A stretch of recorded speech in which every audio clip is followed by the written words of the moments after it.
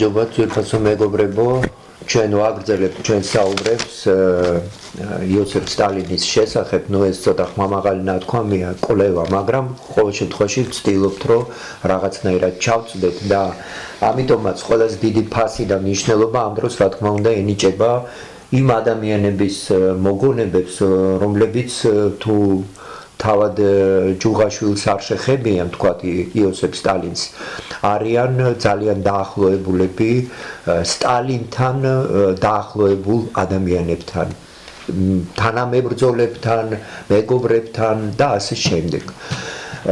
ჩვენ დღეს ვიმყოფებით ოჯახში, რომელიც ალბათ არ საჭიროებს, თქვათ, ზედმეტ კომენტარს, უბრალოდ ვიტყვი სახელს და გვარს და მთელს საქართველოს ყოველ შემთხვევაში ძველთაობებს აუცილებლად გაახსენდებათ ბატონი აკაკი მგელაძე, რომელიც შევიდა ყოველ შემთხვევაში მე ჩემს მეხსიერებაში ნამდვილად ესეა, რომ შევიდა როგორც საქართველოს ცენტრალური კომიტეტის მდივანი, რომელიც იყო ძალიან წესიერი ადამიანი, გამორჩეულად წესიერი ადამიანი, შემსრულებელი, მცოდნე, მეურნე და ესეც მე მგონი ყველამ კარგად იცის, იყო სტალინთან ადამიანურად დაახლოებული, არა მხოლოდ როგორც თქვათ ჩინოვნიკი და თანამშრომელი, არამედ რაღაც ადამიანურად დაახლოებული ურთიერთობები ადამიანური. აი ბატონ აკაკი მგელაძის შვილი, ქალბატონი ნათელა და მისი შვილიშვილი ქალბატონი ნანა. სხვათა შორის თქვენი სურათი ვნახე. თქვენ ფორტეპიანოსთან ხართ, პატარა ნანა და თქვენ. ძალიან დიდი მადლობა თქვენს მეხმაროთ დიდი სიამოვნებით. დიდი მადლობა. ესე იგი პირველი კითხვა რა თქმა უნდა ეს წიგნი მიდევს წინ და ის რუსულ ენაზეა გამოცემული. სტალინ კაკიმ я его знал. ეს არის მამაჩემის სათაური, აი ესეთი ზუსტად. და რუსულად იმიტომ გამოვეცით, რომ დედაჩემი გახდათ რუსულენოვანი. ქართული სასაუბრო იცოდა, მაგრამ აი ქართული ლიტერატურული სრულად გამართული, რასაც ეკადრება წიგნს, ასეთ ქართულს ვერ ფლობდა. და ამიტომ გადაწყდა, რომ წიგნი დაწერილი იყო რუსულად. დედაჩემი ეხმარებოდა, მამაჩემი კარნახობდა, დედაჩემი იწერდა და ასეთნაირად საერთო ძალებით გამოვიდა ეს წიგნი. თვითონვე ბეჭდავდა ბეჭდავდა მანქანაზე. დიახ, თვითონ ბეჭდავდა და საკმაოდ დიდი ასწორებდა სტილისტურად. ესე იგი მისი თანამებრძოლი იყო ნამდვილად. და ერთგული თანამებრძოლი, როგორც არის ხოლმე მეუღლეები. დიახ. ხოლმე იცით თუ შეიძლება ხო წიგნშიც შესავალშიც და ეხლა კიდევ ერთხელ მოგვეცა იმის საშუალება, რომ ქართულ საზოგადოებას მოუხადოთ ბოდიში რუსულ ენაზეა გამოცემული.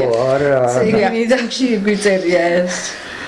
და მე კიდევ ერთი იცით, რომ აი შეიძლება აი ამ თხრობის დროს იქ ისეთი ოჯახები იყო, გვარები არის მოხსენებული და მე მათ შვილებს ვიცნობდი, დიდი პატივისცემი, დიდი სითფოთი ვარ მადამი განწყობილი და არ მინდა რომ რაღაცნაირად სხვანაირად აღიქვას, რომ აი მგელაძე მოიხსენია, იქ იყო რაღაცა ერთმანეთთან მაგათი საუბრები, ხო, ურთიერთობები, ის უფროსი თაობა იყო და შეიძლება შვილებს არ ესწია მოვნოთ ამის მოხსენება, რთული დრო იყო და ნამდვილად ასეთი სურვილი არ მქონდა, რომ ვიღაცისთვის მეწყენებია. მესმის და ძალიან ბევრ ფაქის თემას ეხება ბატონი აკაკი და ძალიან დელიკატურად ეხება სხვათა შორის, არ ძალიან ბევრი რამ გავიგე ახალი. მაგრამ ისე ფაქიზად ეხება, რომ აი თქვათ ისეთი ის არ გიჩნდება ბრაზი და აპათია კი არა, პირიქით. ძალიან მორიდებით და აი რბილა. ეთქობა საერთოდ იყო რბილი კაცი უფრო შინაგანად. პირველი რაც რა თქმა უნდა, რაც თვალში მომხვდა, ეს იყო ბერიასთან ურთიერთობა და საერთოდ ნაწერები, პირველი ნაწერებიო, ჩემი ჩანაწერებიო, ასე ბრძანებს ბატონი აკაკი სტალინთან შეხვედრებს. ვიწერდიო, დავწიო. ხო? და მე დაჯდა ისევ და ასე ვთქვათ გაიხსენა ეს ყველაფერი.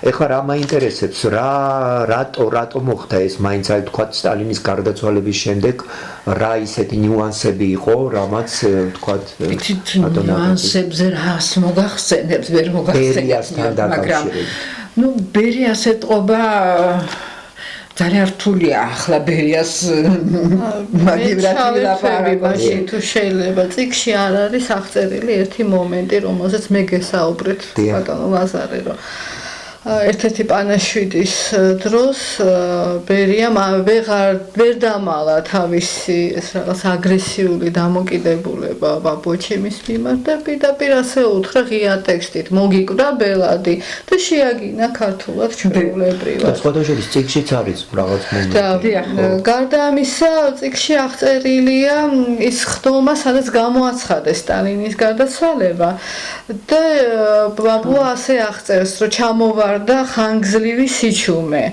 და ბუნებრივიც იყო სიჩუმე, მაგრამ თვალი გამეპარაო ბერიასკენ და ბერიამ და მალინკოვმა ერთმანეთს გადახედეს და გაუღიმეს და არ მესიამოვნაო და რა თქმა უნდა ეჭვში ჩავარდა.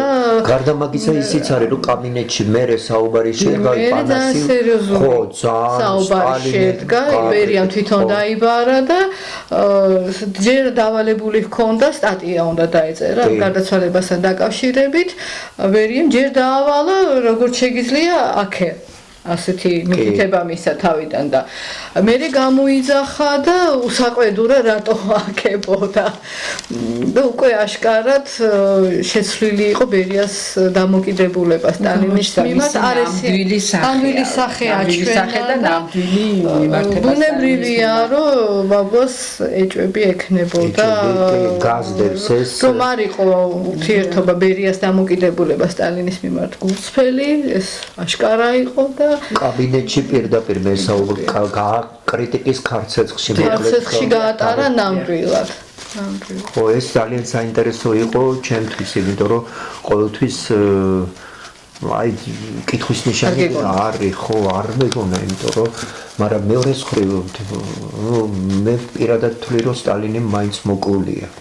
და ძნელი ამაზე ლაპარაკი, მაგრამ აი ცოტა უცნაური ეს ურთიერთგაღიმება ბერიასი და მალენკოვის. ხო, კი, არის რაღაცა დეტალი ისეთი, რომელიც ამ თემაზე პრინციპში მამაჩემს არ ვლაპარაკია. შეიძლება რამე იცოდა, ვარაუდები ჰქონდა, მაგრამ საჯაროდ ვარაუდი ჰქონდა, მაგრამ თვითონაც არ იყო დარწმუნებული. არა, დარწმუნებული არ იყო. დარწმუნებული არ. ვარაუდი ჰქონდა. ვარაუდი რა. ვარაუდის დონეზე მეც მომისმენია. საერთოდ ოჯახში ალბათ ნაკლებად საუბრობდა სტალინთან ურთიერთობის, თქვათ, იცით როგორ იყო ხოლმე შეგროვდებოდნენ მეგობრები, სტუმრები, ან პარკში, ვაკის პარკში გავიდოდა სასეირნო და შეგროვდებოდნენ იქაური მოსეირნეები და ბატონო აკაკი მოგვიყევით რაც იცით სტალინზე რაც გახსოვთ თქვენი მოგონებები და ყვებოდა ასე სახლში სტუმრებთან გარეთ აი ასე ნუ სადაც არ გამოჩნდებოდა ყველა ამას ეკითხებოდა მოგვიყევით სტალინზე მაგრამ მე პირადად თითქმის ვესწრებოდი როცა კარნახობდა ბებიას პატარა ვიყავი და მესმოდა რამდენი წლის იყავი დაახლოებით აი 8 წლის ასაკიდან მახსოვს უკვე როგორ კარნახობდა მე მათთან ერთად ცხოვრობდი ერთი პერიოდი ქარელის სკოლაშიც კი ვიარე და დისერტაციაზე რომ მუშაობდი დედას არესალაში და აქ მეორე ასპექტიც იყო ცოტა ქართული მიჭირდა და ქართული სწავლოსო კარგათო და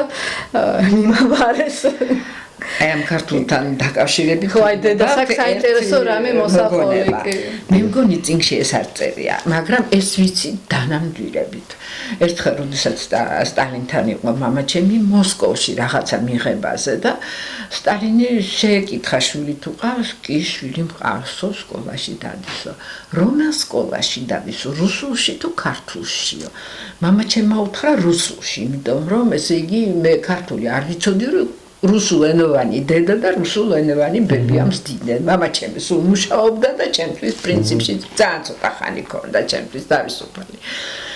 და სტალინმა ასე უთხრა, это плохо. და მეტი არაფერი და დასწილდა. იმის შემდეგ დამიქირავეს ქართულის მასწავლებლები და სასწრაფოდ გადამიყვანეს ქართულ სკოლაში.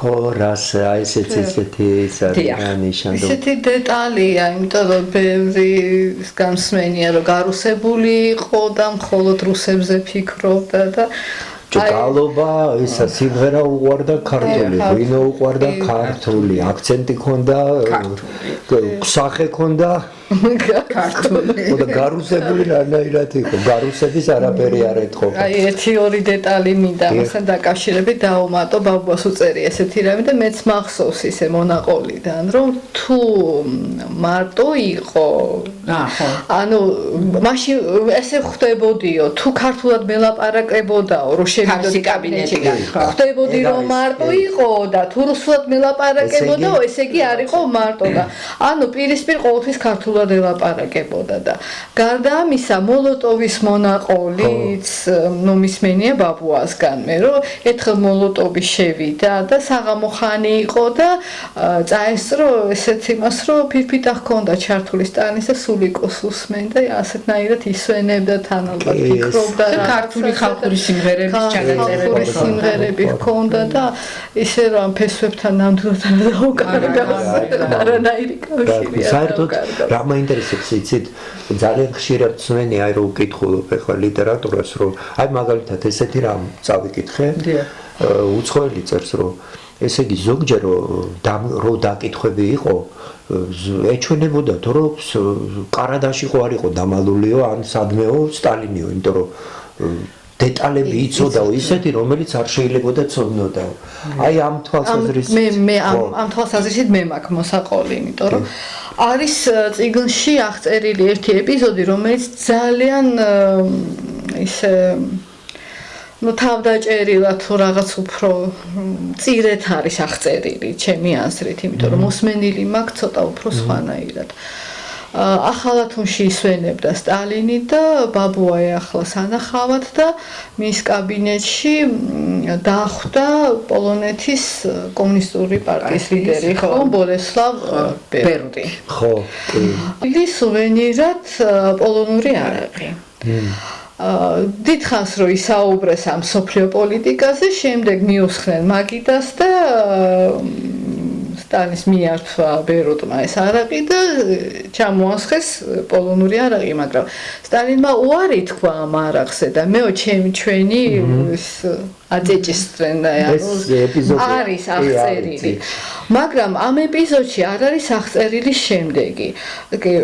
ბაბუას და ბერუს უკვე შეზარხოშდნენ, ოდნა მოერიათ სასმელი და ბაბუამ შეამჩნია რომ სტალინის არაფერი არ ეთყობა.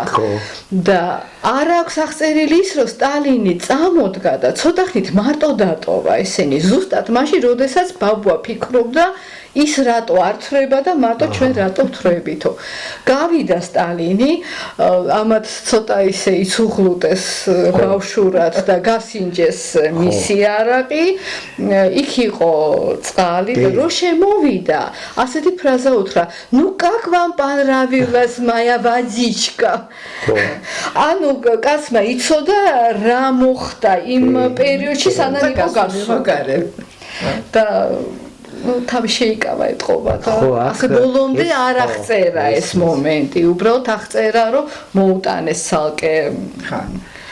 და მე ხო რომ ჩამოასხეს და მიხვდნენ რომ წყალია. გასინჯეს. მე ხლა ერთი ესეთი კითხვა მაქვს აფხაზეთის ხელმძღვანელად მუშაობდა პირველი მდივანი იყო სამალობაში. დაახლოებით 9 წელი. ხო, დიდი მონაკვეთია. თავისი და იქ აქვს აღწერილი ბატონ აკაკის სუსლოვის ასე ვთქვათ თუ გახსოვთ ქონია მიზნად რომ ესე იგი აი ეს ვთქვათ საკურორტო ბიჭვით რომ მიერთებინათ ბიჭვითა და გაგრა რომ და სერიოზული წინააღმდეგობას წააწყდა ბატონ აკაკის მხრიდან ხო და მე ვფიქრობ სტალინთან სიახლოვე უშველა ამ საქმეს მეც ისევე როგორც სარფის საქმეს ხო და გლუხორის სხვათა შორის გლუხორის წაღება უნდათ მოდით აბა იქნება სარფი, აი ეს ძალიან მნიშვნელოვანი მომენტებია, იმიტომ რომ ხო ხო, აი გლუხორზე, ესე იგი, კრასნოდარის რაიკომის მდივანს გაუჩნდა პრეტენზია, რომ გლუხორი ჩვენი ტერიტორიაა და ჩვენ უკეთესად მოვლით ვიდრე აფხაზეთიო. და მაშინ, ესე იგი, დადგა საკითხი, მე მგონი თუ არ ვცდები სუსლოვის მონაწილეობითაც, რომ გლუხორი მივუერთოთ კრასნოდარის მხარეს. და მამაჩემმა გამოიყენა ისევ ეს პირადი ურთიერთობა სტალინთან და გლუხორი დაუტოვეს ისევ საქართველოს. მაგრამ მე როცა სტალინი გარდაიცვალა, ისევ მიითვისა რუსეთმა და ისევ ახლა დღეს რუსეთის ფედერაციაშია გლუხორი. აფხაზეთთან დაკავშირებითაც პირდაპირ ეუბნება წიგნში ჩაწერო, ესე პირდაპირ ეუბნება ესო ჩვენ. ხო, აი გაგრა მიუერთოთ სოჭს. იქ მაშინ რაფავა იჯდა, ჩარკიანი იჯდა, მამაჩემი იჯდა და პასკრიბიშელმა თქვა ეგა. რომ მიუერთოთ გაგრა და საკავშირო ის ექნება, რა ქვია, მომარაგება და უფრო განვითარდება გაგრის კურორტი და მამაჩემს ვთქვამს ასეთი ლოგიკით მე გაგრასთან ახლოს გუდაუთა, მაშინ გუდაუთაც უნდა მიუერთოთო სოჭის რაიონს და გუდაუთასთან აგერ სოხუმიც და მოკლედ ესეც ვერ გაიტანეს რაც უნდათ იმ მომენტში. ხო, ესე იგი მაინც გამოდის, რომ სტალინი ქართულ პოზიციაზე იდგა რახან ეს საკითხები და ვინ ლობისტი ვინ იყო ეს როგორ ბედავდნენ მიკვირს რა. ბედავდნენ. ხო, როგორ ბედავდნენ. ერთიც არ იყო, იმიტომ რომ სარფის საკითხის შემთხვევაში სხვა არის, რუხაძე სახელმწიფო უშიშროების მინისტრი საქართველოს უშიშროების ძალაუფლების მქონე. ხო, ანუ სარფის მოსახლეობის მისგან მოდიოდა ინიციატივა, ჩვენი ქართველისგან. ხო, მაგას ვამბობ, ყოველთვის ეს შტაბ-ჭრილება მრჩება, იმიტომ რომ როგორ გაბედავდნენ ლობისტი, ანუ ჩვენ ადგილობრივ რომ სარფის მოსახლეობა გავასახლოთო. ეს დეტალურად იმის მაგივრად რომ თქვათ დაედგინათ იქ მართლა ვინმე იყო სახელმწიფოს მოღალატე, თურქებთან ვინმე თანამშრომლობდა თუ არა, ხომ? ძალიან მწვავედ იდგა თურქეთთან ურთიერთობის საკითხი მაგ დროს, ეს არის უკვე 52 წელია.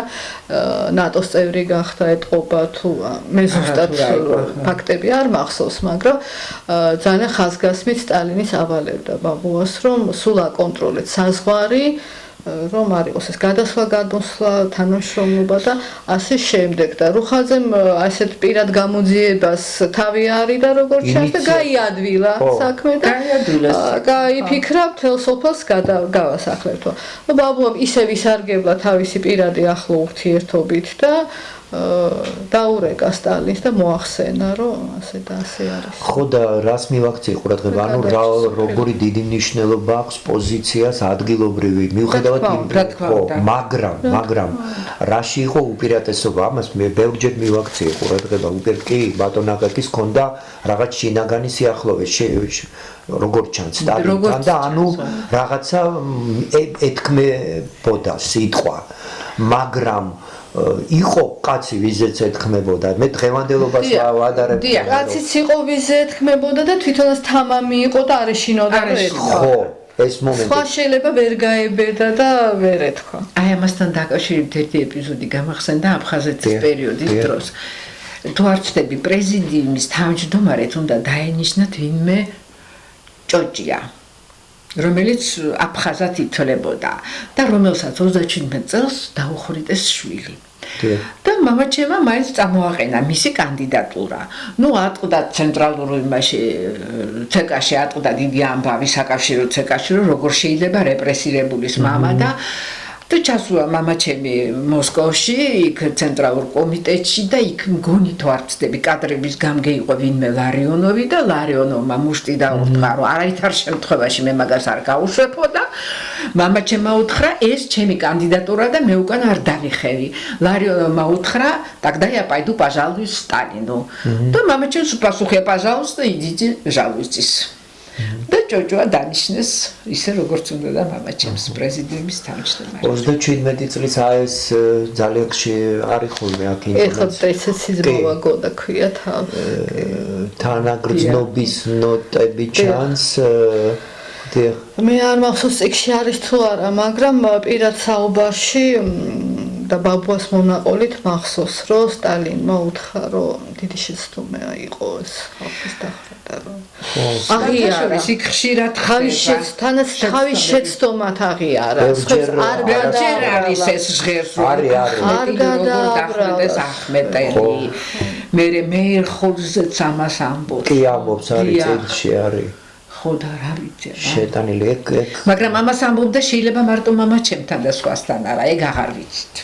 ხო, ეს მაინც კითხვის ნიშანია წინა გადაცემაში, ეს რჩება ეს კითხვის ნიშანი, რომ ესე იგი რა ქონდა მას თვითონ პიროვნებას, როგორი ხედვა ქონდა ამ რეპრესიების მაინც ბოლომდე ვერ ხვდები.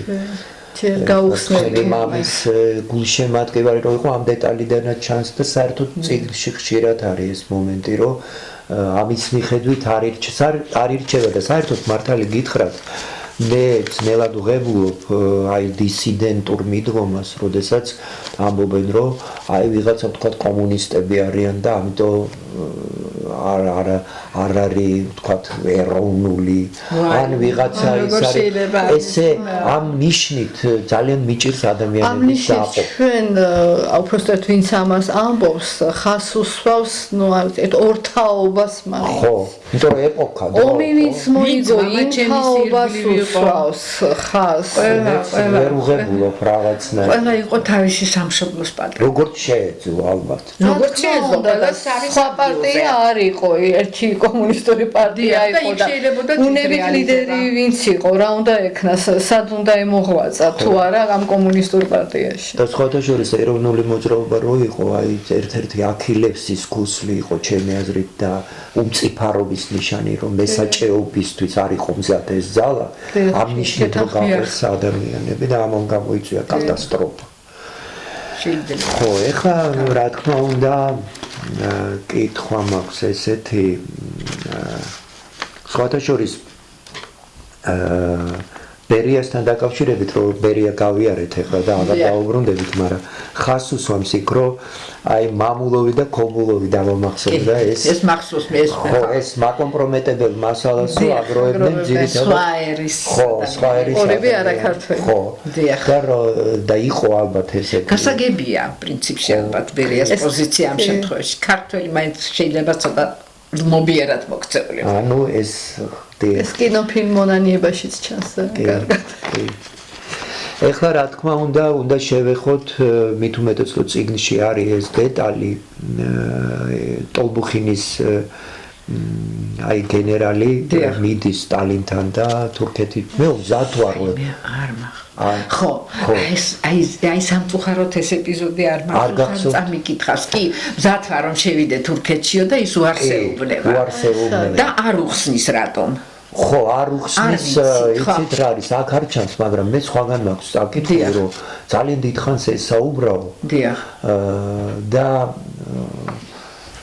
სწორად იცით რა არის რაღაცა მიანიშნა და ამას როგორც სამხედრო სტრატეგს გაეხსნა რაღაცა რუკა და მიხვდა რომ საჭადრაკო დაფა ეხლა როცა ალბათ ჩვენ ლაპარაკობთ თქვა მხოლოდ ქართული პოზიციიდან მივიწყებთ რომ ეს სეგმენტი იყო კი კარგია ეხლა ქართული საქმის გაკეთება აუცილებლად ენდომებოდა ამ ხელა ქართულისა აუცილებლად ხო და რა რატომ სვამ ამ კითხვას რომ რაიმე ისეთი მის როგორც წესი თვითონ არ ლაპარაკობდა ბატონი აკაკის სახლში ასეთ თემებზე მაგრამ ამ დეტალზე მაინ იცით პრინციპში მაგას ის რაც აქ აღწერილი სადაც თვითონ ესწრებოდა და ტოლბიხთან საუბარს სტალინთან ხომ არ ესწრებოდა ამიტომ ესე იგი რაც დანამდვილებით იცოდა იმას წერდა მესმის რა მაინტერესებს იცით აი ვთქვათ 37 წლის თაობაზე თქვენ ბრძანეთ რომ მე მაინც ეს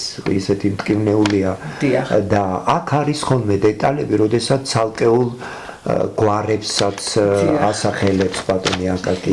აი მისი მოგონება ხო არ არის რომელიმე ისეთი რომ აი იცით იქ ერთი გვარი არის მოხსენებული ალშიბაია თუ არ ცხოვრობდნენ ამ კომკავშირის პერიოდში და უცებ ეს წაიყვანეს დაიჭირეს ეს ალშიბაია როდესაც მე ვიცოდიო მამა ჩემი წერს რომ ნამდვილად პატრიოტსანი და წესიერი კაცი იყო და მაშინ რაღაცა ცოტა პატარა აზრები დამება და ყველაფერი წესრიგშია იმ სფეროში რომელიც ახორციელებს ამ საქმეს ეს წერია რაღაცა შეამჩნია თუმცა პრინციპში ახლა სტალინის ჯეროდა უსიტყვოდ მაგრამ აი ესეთი აზრები ცოტა დამებადაო არა თვითონაც გადარჩენილია რა თქმა უნდა ორჯერ 18-ში შინაპატიმრობა ხდება ბერიასგან მიშილი და მოსკოვში რო არ წაეყვანათ ბერია რით დამთავრდებოდა და რით იყო ეს გამოწვეული იცით რა იყო ეს რაღაცა მაშინ მამა ჩემი ხო კომკავშირში იყო მახსოვს ასეთი წიგნშიც წერია მე მგონი რომ ესე იგი მამა ჩემი სადღაც უნდა გადაეყვანა და მის ადგილზე უნდა დაენიშნათ მის ცხოვალა ალოშა და ვინ ურეკავს არ მახსოვს სტალინს ელაპარაკება მე მგონი რომ მე ამ კანდიდატურის წინააღმდეგი ვარო იმიტომ რომ იქ რაღაცა რუსული არ იცის არ არის საკმაოდ განათლებული რაღაცა არ აქვს ისეთი თვისებები რომ გაიყოლიოს ახალგაზრდობა და როდესაც დაამთავრა საუბარი მე აღმოჩნდა რომ თურმე პარალელურად ბერია და მეორე იყო გვარი გოგლიძე ბერია და გოგლიძე უსმენდნენ ამ საუბარს და ეს მირცხოვანა იყო ბერიას კანდიდატურა ხო და რაღაცა როიტყვიან მოსები ჩორნეა კოშკა პრაგასა გასაგებია და ეს საკმარისი აღმოჩნდა იმისთვის რომ თქვა იცით არ იყო შეჩვეული ასეთ წინააღმდეგობას თავის ხელთქვეითებისგან აი ხო მოგახსენეთ რომ სტალინთან თუ მიდიოდნენ ჯერ ბერიასთან შევიდოდნენ და მე და მამა ჩემი პირდაპირ მიდიოდა ხო ეს იგრძნობა რა იგრძნობა იცით ეთყობა ახლა ეს მეც მიმუშავია სტრუქტურაში და ვიცი და პირველ პირებთან მიმუშავია ხო სუბორდინაცია არსებობს ადამიანები რომელიც არსებობს რომ შინაური ხდება კაცი ანუ როგორ აიცით ის არ ემორჩილება ის შინა განაწეს ეს ახლა ამ წიგნს გასდევს წითელ ზოლად ის რომ თქვა ბერია იყო მეორე კაცი მაგრამ ბატონ აკაკისთვის იყო სტალინი იყო პირველი კაცი და დაამთავრდა ხო და ეს ეთყობა ეს ნიუანსი იყო ის შინაპატიმრობის თავარი მიზეზი კი აი ამის შემდეგ რაღაცა ალბათ რა წაუყენეს არ ვიცი მაგრამ შინაპატიმრობა კონკრეტულად რა პრავდება ეს კონკრეტულად მე ვიცი რომ ჩააგდო კომკავშირის მუშაობა ხო ეს რაღაცა ის იყო ბერია ამოცანა რომ ჩააგდებული იყო მუშაობა ერთი რაღაცა დეტალი მინდა დაუმატო, რომ აი რატომ ესეთი სიახლოვე, უბრალოდ კიდევ რატო ასეთ ამამად მიესვლებოდა, რომ იმისგანაც რა თქმა უნდა სტალინისგან გრძნობდა იმ სიყვარულს, უფრო მეტის მამა-შვილურ დამოკიდებულებას, იმიტომ რომ ესეთი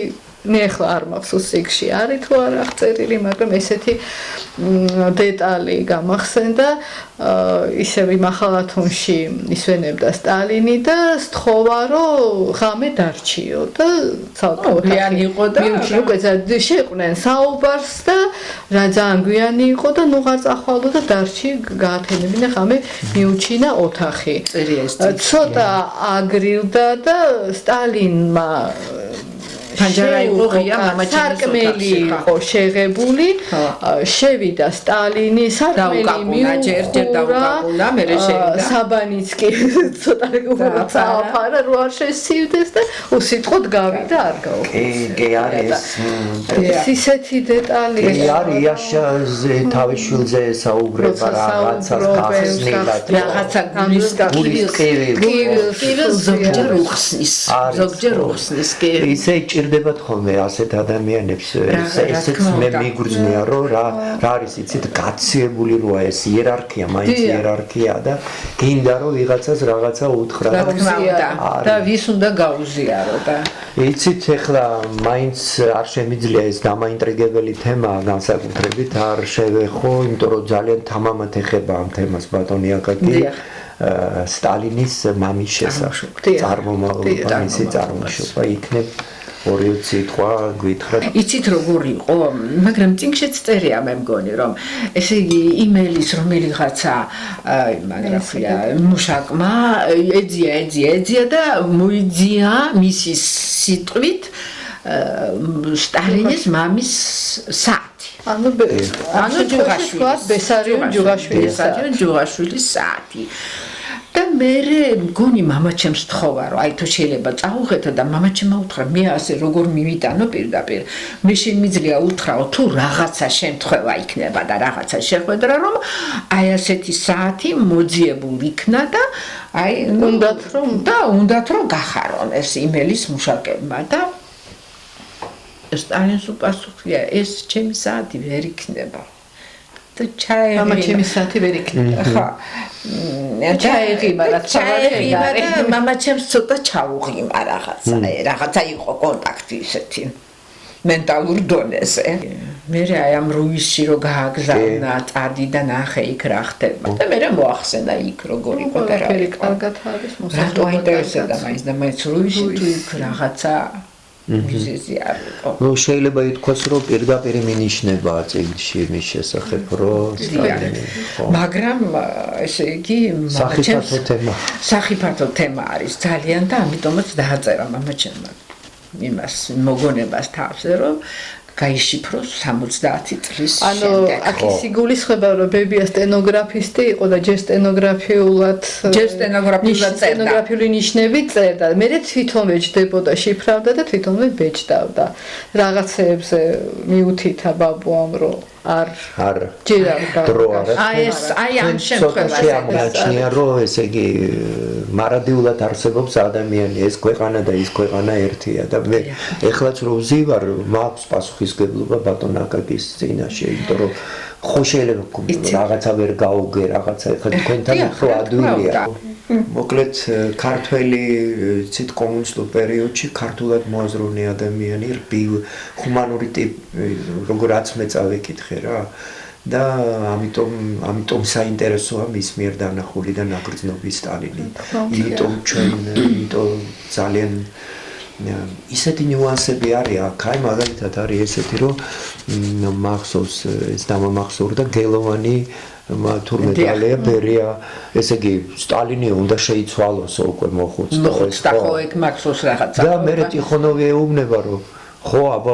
რუსები სულელები ვართ ანუ კიდე ქართველი იყო არა როგორ და სხვათა შორის ამ წიგნმა იმ ხრივ დამაფიქრა როგორ გაბედეს რუსებმა მე მაინც თვლი რომ სტალინი მოხდინებულია და მეთქი როგორ გაბედეს რა მოხდა ხო და ენატრება საქართველოს ქართულად მოაზროვნე საქართველოზე მოფიქრალი საქართველოსშივე ხელისუფალი არა საქართველოზე მზრუნველი იყო ეს ბატონო მართოს მსოფლიო მე ხა ნახევრად ხუმრობით ნახევრად სერიოზულად ოღონდ თბილისიდან ხო შეიძლება მაინდა-მაინც კრემლიდან რო არ მართოს განგება მინება ასე მოვედი დედიკაციის ოჯახში და სულ ბედნიერება და სიკეთე თქვენს ასევე დიდი მადლობა და სოსო ჯუღაშვილმაც სწორად გაგვიგოს ახლა ფიქრობთ და ვცდილობთ რომ ჩავწვდეთ რა ვქნათ ვცდილობთ რა თქმა უნდა დიდი მადლობა